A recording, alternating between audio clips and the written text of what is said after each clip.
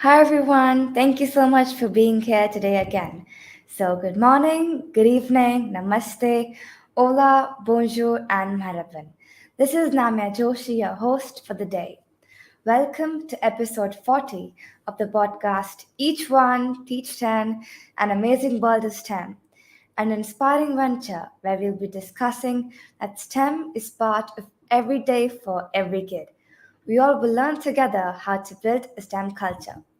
For today, my guest is Mr. Claudio Zevala, who is a Adobe Education Evangelist based out of the Dallas-Fort Worth area with over 25 years of experience in the education world. He has served in the capacities as an educator, mentor teacher, educational technology trainer, and digital designer. He has a passion for helping students and educators share their stories with digital tools. I'm very grateful to have you here today. So, how have you been? I'm doing well. Thank you so much for having me as a guest. I'm honored. This is always honored to be asked to be on any show. So thank you. And I want to make sure I say your name. Is it Namya? Am I Yeah, saying it it's right? Namya. I Namya. hope I'm saying your name right too. Yes, you are. Yeah, it's fine. Okay, thank you.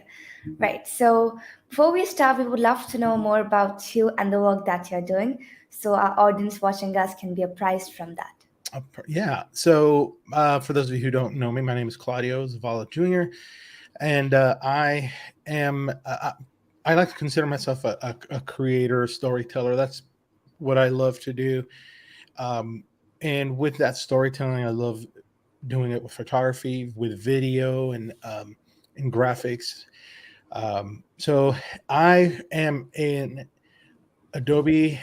I work with Adobe. I recently joined about 2 months ago in the community and evangelism team at Adobe in Education. So I love what I do, and I enjoy it, and I get to work with teachers and students and help. I still get to continue to do what I do, just in a different capacity and a larger capacity, and it's fun. I enjoy it, and that's the most important thing. It's like you got to have fun, and you got to Yeah, enjoy. You got to love what you're doing. So, in a nutshell, I'm also a musician. In fact, today I have a show with our band, and I love cycling. I love doing stuff with my hands. So a little crafty work. So a little bit of everything. Oh, I see Ann. I'm gonna say hi to Ann. She's a good friend of mine. Alex, right. I hello. I'm see. sorry. Right, we see I many saw the people name. here. I'm just saying hello. Right, I guess we can show a few people who have joined us right now. We have Mr. Alex and we have Miss Louis Alston, Hey, Louis, how are you? and also we have Anne. So thank you so much for joining, and we'll be having many more people tuning in. So we'll and also feel free to tune in the questions in the chat, and then we'll take them in the end.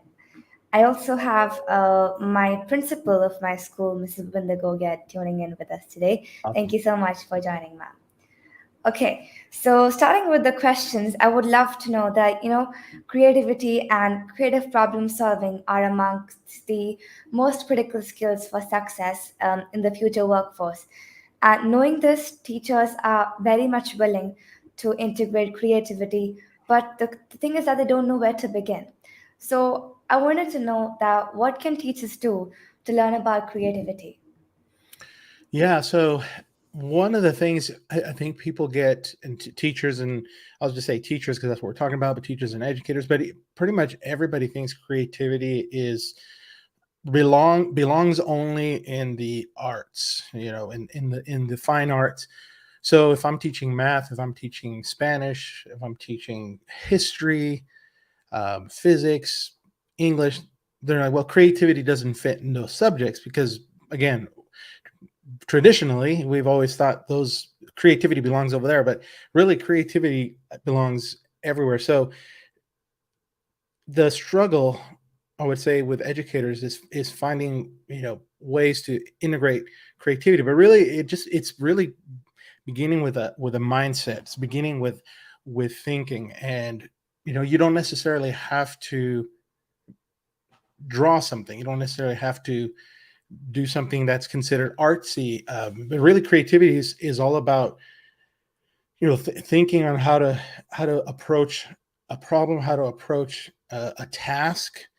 And so one example that a teacher can do in the classroom to, integrate creativity, where to begin, is thinking of those traditional, and I always say this, those traditional things. And when I taught many moons ago, it was everybody do a book report and everybody is going to follow the same format. So you basically had 30 of the same things.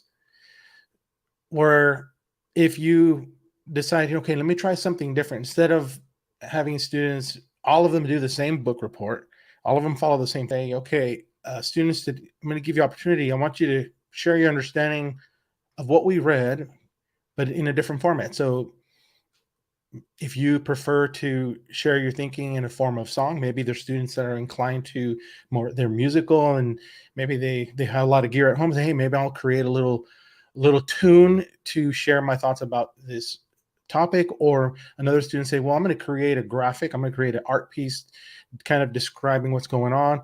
Someone else will maybe create a video. Someone else will create maybe a presentation, because that's their jam, you say. So opening it up for different ways for students to really share the thinking. And that's kind of one way that you can kind of start with creativity in the classroom, is really think of those traditional ways you would have ask students to respond, and try different approaches. So that's right there. Even as a teacher, doing that is being creative. You're problem solving. You're finding a different way for students to share their understanding. That's so significant. And I totally agree on the point when you said that our thinking is just creativity is just when we are drawing or doing calligraphy, and it's just in arts. And the issue comes when we have to start learning how to use creativity in other subjects, because since the beginning it has been embedded in the brain that creativity is just art. But then when you approach the problem and the task, like you mentioned, a book report, you have to understand whatever we have read, and then you have to just showcase that in form of probably a music, role play, anything. That's when I think creativity comes in, and that's exactly what you said. Yeah. And also, it could be whenever we're brainstorming in different sessions, we could always go ahead allowing students to come ahead and teach. We can have flip teaching in a way where teachers are also getting creative ideas from the students. And like you said, graphics. So that's when visual aids also help us coming to creativity for the positive way. Yeah, absolutely. So one thing that I'll say is, my wife teaches kindergarten, and when I've gone to visit, drop off a lunch or something like that, I've seen what they're doing, and the younger grades tend to do a lot more creativity as far as, hey, we're doing all these different things, and we're rotating in the classroom. There's a lot of movement happening.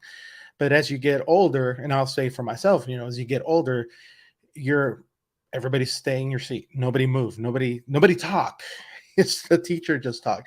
And again, it's a shift. It's going to have to change, and it is happening. But as students got older, then that collaboration, that communication between them almost ceased to exist.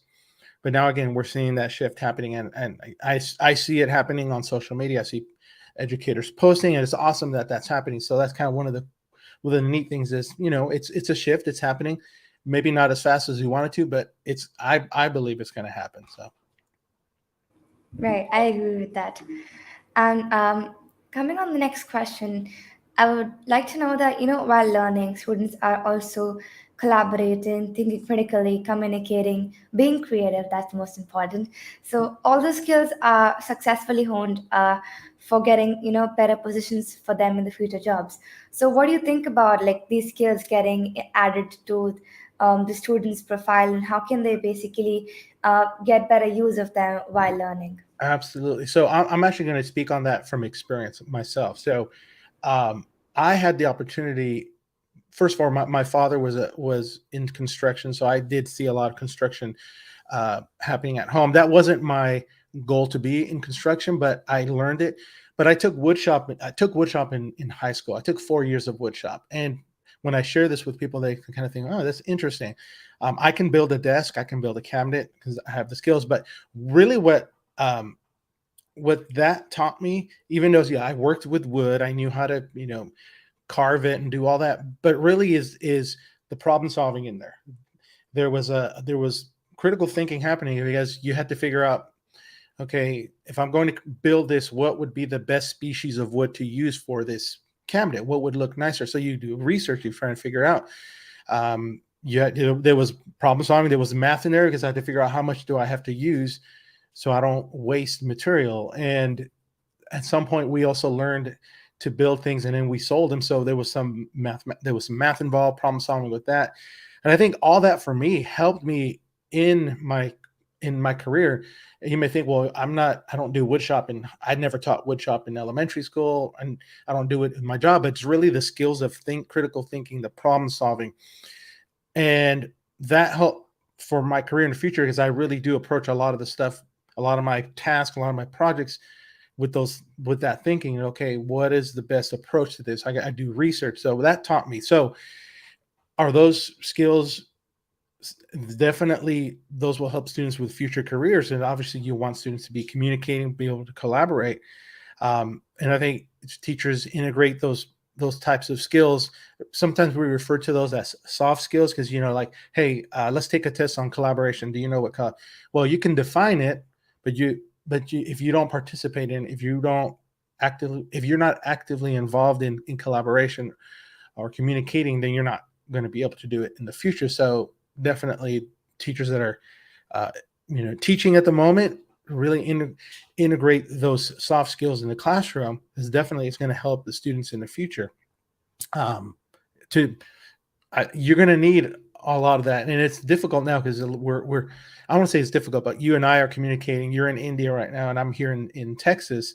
But we're able to communicate. We're using this technology, but we figured out, and I'll say for myself, I figured out how to use tools like this. I figured out how to do video.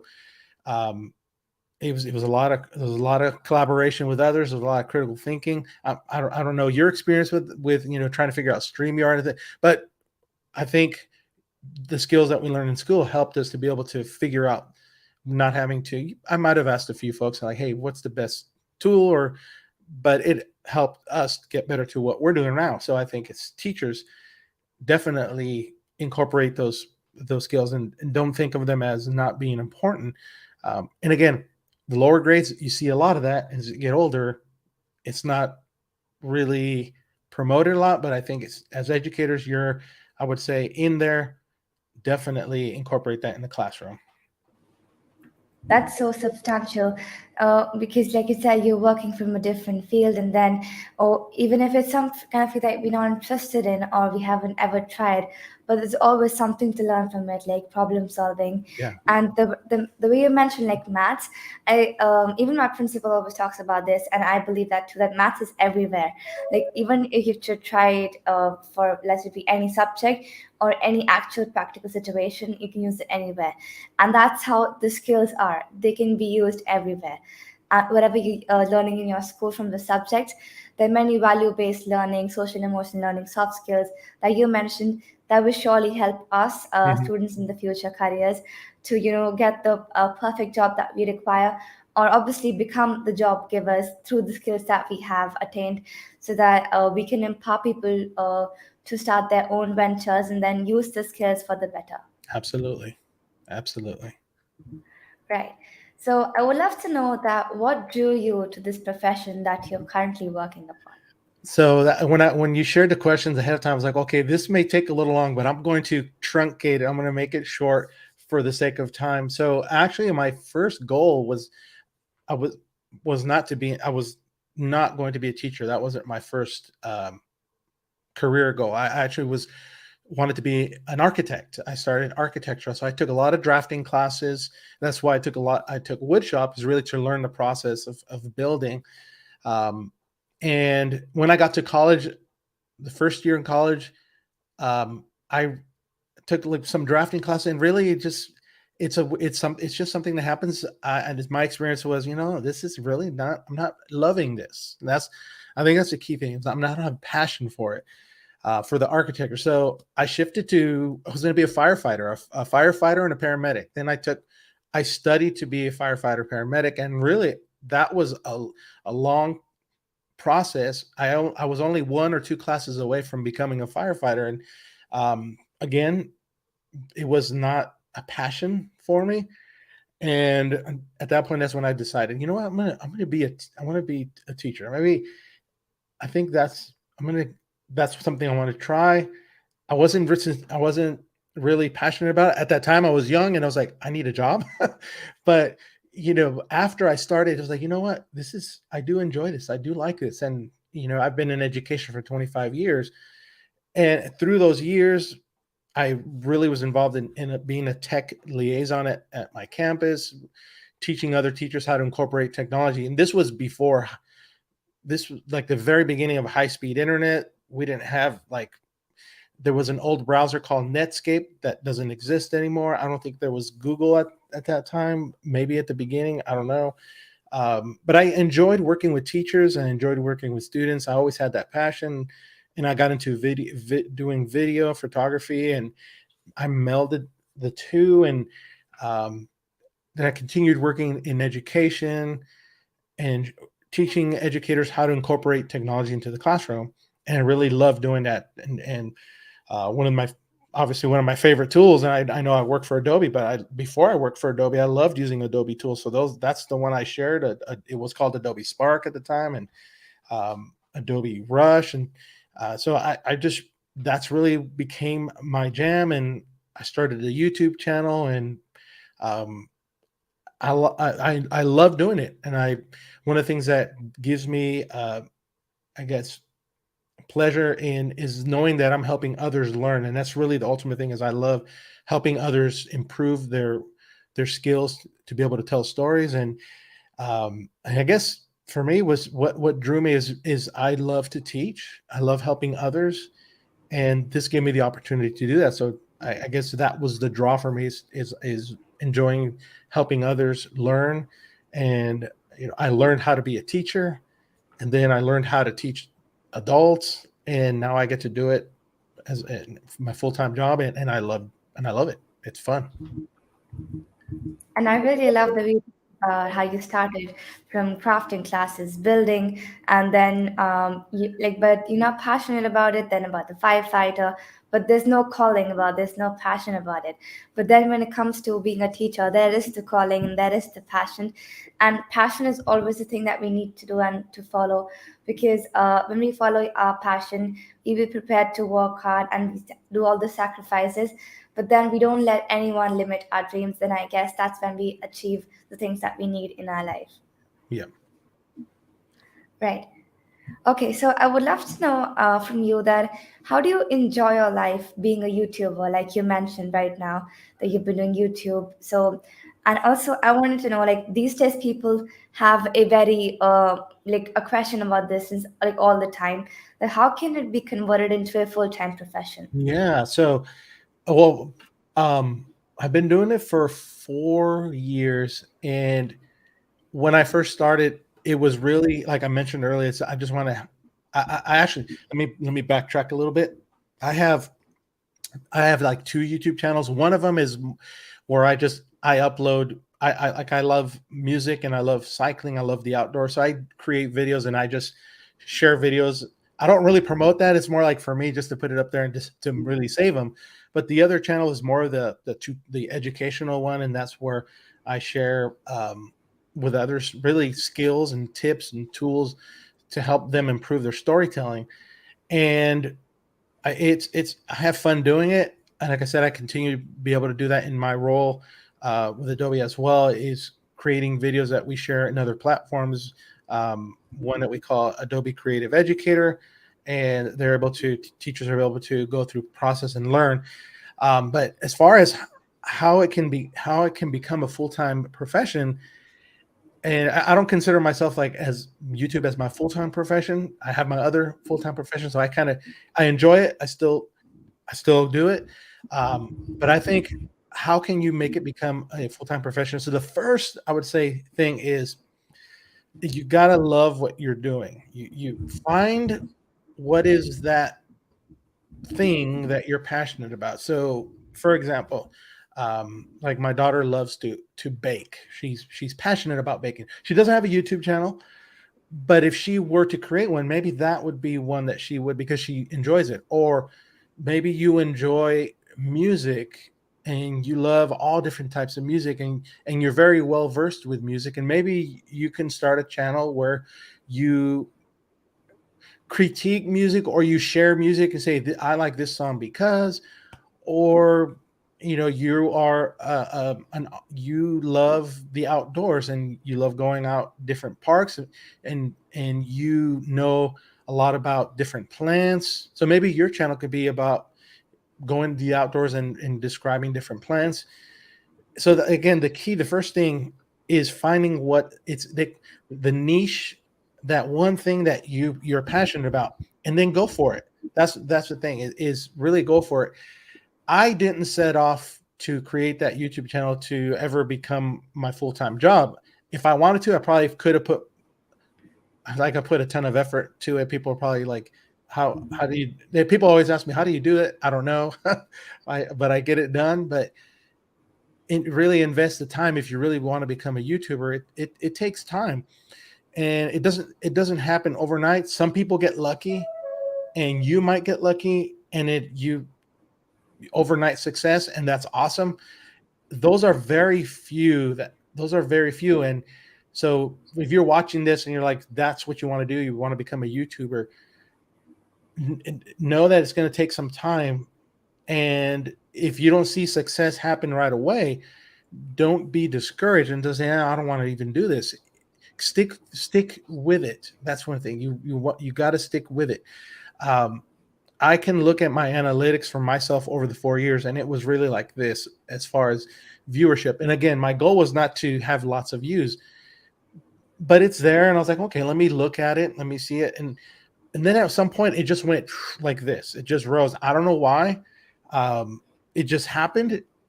I don't know the algorithm. I never tried to trick it, but it just happened. So you want to make it a profession.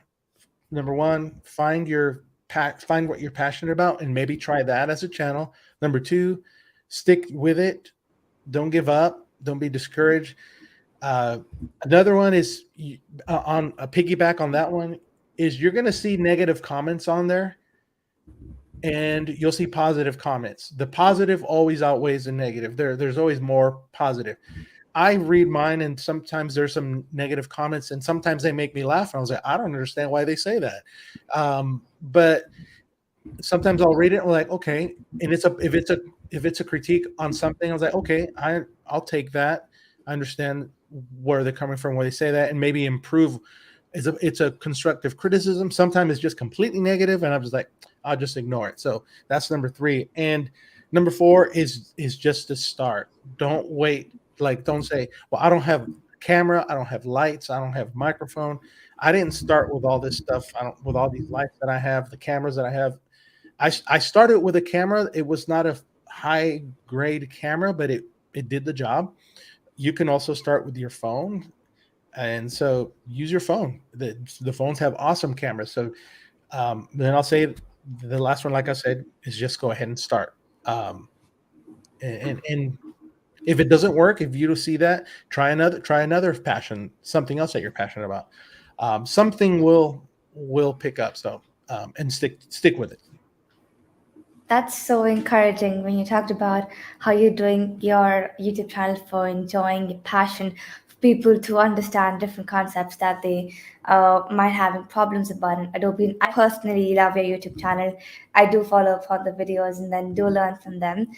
And I love the 4-pointer rule. Like, first of all, love what you're doing, and always remember to narrow the niche. Like, if you have like 10 topics you want to talk about, but the one that you love the most should be the first one, and then you stick with it. You keep on.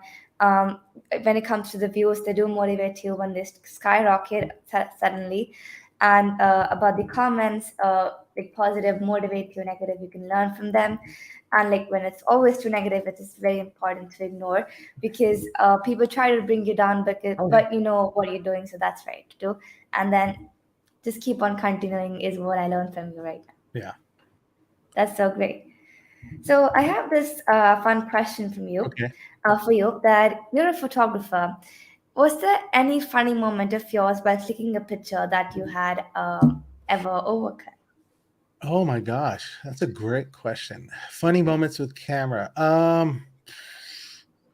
Wow. So maybe I should have got the question earlier. Okay, I'm trying to think funny moments. Gosh, let me see. Well, I've never fallen in like water. I've seen photographers when they do that. I don't know. I guess a funny moment. I've made people laugh because I I will get down on the ground to take a photo. Like if I'm and literally I've been at a conference, and even it's with my phone taking a picture with camera, and I've been at a photo shoot. Is I will commit to the task to get that shot. I mean, I have laid down on the ground in dirt, face down to get a photo, looking up. I have dangled myself like on a fence to take a picture of somewhere because I wanted to avoid, and maybe there's water down there or something like that. Never like in a tall building. Just I don't want to risk anything. But I guess maybe those are funny, embarrassing moments that I made people laugh. I guess one embarrassing moment I'll say is I forgot an extra battery, and like I was out like, and fortunately it wasn't a paid project. It was something from my own, and like I think it was a drone. I was going to record or I was going to do something, and all the batteries were dead. So I was like, okay, I guess I'm not going to. It was embarrassing for myself. I was by myself, but that was an embarrassing moment for me. These things happen, like about the battery, like it has happened with me as well. So like I sometimes, whenever I go with my parents to the hill stations nearby, I always carry a recording phone that where I just have the videos for recording. So once, like, I forgot to charge the phone and it was like 2%. So the entire journey I recorded the video with 2% battery, but still it went well. Like I couldn't show that much, but I could at least show a little bit part. So I was happy with that. And that Wow. was the funniest moment that happened with me, like just 2% battery recording the entire thing. I think we've all experienced that low battery on our phone at some point or another. I've been there too. And um, you put the little thing to save, power save or whatever it is. Um, and then, oh, okay, I guess no more pictures because it died. So, I agree with that. Okay, so another question that I wanted to know, like as you talked about that you're passionate about drumming and cycling and other things. So if I could ask that you have to choose between drumming or cycling, what would that be and oh, why? oh my gosh. I've asked oh gosh, that's a great question. Oh, oh boy. Wow. Uh, that's a good question. I've actually thought about that before. If I ever had to give one of them up, what would it be? Uh wow. I would have to I would give up cycling because drumming. I've been doing it since I was 12. Um yeah. Oh, that's a great question, Abia. Oh, you got me. Yeah, I guess Thank you. I would have to go with drumming to stay with drumming, and I would have to give up cycling, although I love cycling as well. Uh, oh boy, that's a Miss good Monica question. says cycling besides drumming, like you're cycling and you're drumming at the same time. Yeah, That and would I be actually thought about that too. I'll just take my drums and ride my bike and play drums at the same time. I'll have to create a new bicycle to do that. Yeah, that's a great question. Wow. Um, Thank you so much. yeah, Thank you. So if I have your permission, can we showcase the comments coming in for us? yeah, yeah, absolutely. Yeah. Okay, thank you. And also, if you have any question for Mr. Claudio, you can always type them in the chat and I'll showcase it to him. Okay, Absolutely. so we have this. Okay, Mr. Andy Knieven is also here. Two more creative Hey, people. Andy, he's a good friend. Awesome. And thank you Thank you. so much for joining. This person called Shada Tech. So thank you so much for joining. Okay, we also have Mr. Pekka Olli from Finland. Thank you so much for joining. So it's Hey, great thank to you for see you joining. here. And Anne says this thing, expanding thinking around how students share their learning opens up so many new pathways to show what you know. That's actually Absolutely. really true. And it's amazing. And is amazing. I agree with that. Having a sound approach. Yep. Absolutely, Alex. I totally agree. Just consistent approach. Absolutely. Mr. Andy also says about problem solving, critical thinking, visual representations, skills that blend into all lanes that life may take you. That's actually really, really true. Very true. Yeah, because you're going you every job that I've ever had, I've always had to present something. So yes, you're gonna need that skill, visual presentation, and absolutely good point, Right. Andy. Ms. Lewis says that soft skills are extremely important for students to learn and understand its value. Mr. Alex says that I'm sure Nama uses critical thinking skills in Minecraft all the time, Yeah, like thinking about which angle to make that block, where to place it, where that does that go. It's there all the time. Minecraft is what I love, and critical thinking is the thing that works there out most. yeah. My both my kids. My son is 24. He still plays Minecraft every once in a while. But yeah, uh, definitely agree. Okay, we have Riyadh from the Clippers TV. Thank you so much for joining, as you always there all the time. Thank you so much. Thank you. And also says that we rocked Adobe Spark before you could put videos in Adobe Spark. Yeah, absolutely. Hashtag back in the day.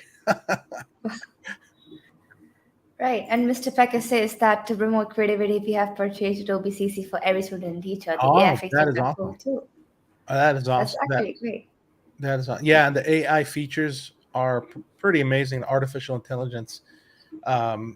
Really quick on that, where it suggests different fonts that you can use, but also just like, for example, when you take the background away from a picture, that's all artificial intelligence figuring all that out. So it's pretty awesome, and it's only getting better too. Right.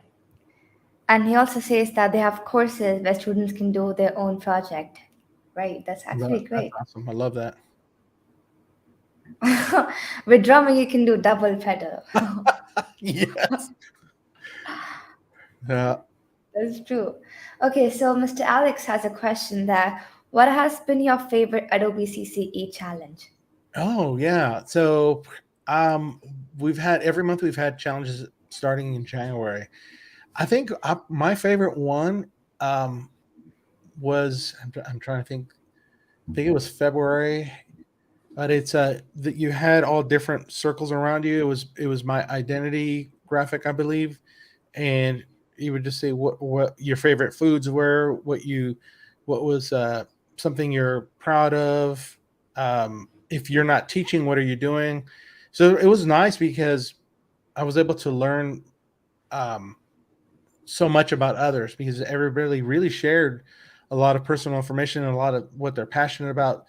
And so you're like, oh, interesting. And didn't know that you did that or didn't know that you enjoyed that and also found commonalities with each other. It was really great. So that's probably one of my favorite ones. One of the Adobe challenges. That's really great to know. And I guess that's all the comments that we have now. So I would love to know that where we can find you online so that Yeah, the audience watching us can connect with you. absolutely. So you can find me on all social media. You can find let me see if I can point it right there at Claudio Zevala Jr. Twitter, Instagram, Facebook. Uh, I think I have TikTok. I don't use it as much, but I think you'll be able to find it there, unless it's different. Um, and I have Snapchat, but don't use it as much. But you might be able to find it there too. On YouTube, you can find if you just do a search of Claudio Zavala Jr., you can find me on YouTube, or you can go to youtube.com/I am Claudius, like the Claudius Caesar, like the Roman emperor. Not that I'm an emperor, but that's just an easy way to remember that. Or you can go to my website. I've actually update. You can go to claudiozavallajr.com. I think I have to type that out just to make sure. claudiozavallajr.com. And that should take you to redirect you to my site. Yep, that's it. So you can find my website there. And then from there you can find all my information as well. And then yeah, that's the easiest way to find me on social. And we can connect from there. I mean, I always love connecting with others, and you know, you can always learn from others. You can never. I'm continually learning. I never stop learning. That's something about me. So find me on social. We'll connect. Thank you so much for sharing that, and I'll put that on the chat in the description Yeah. box as well. Right. So before we sign off, we would love to have a message from you for the audience.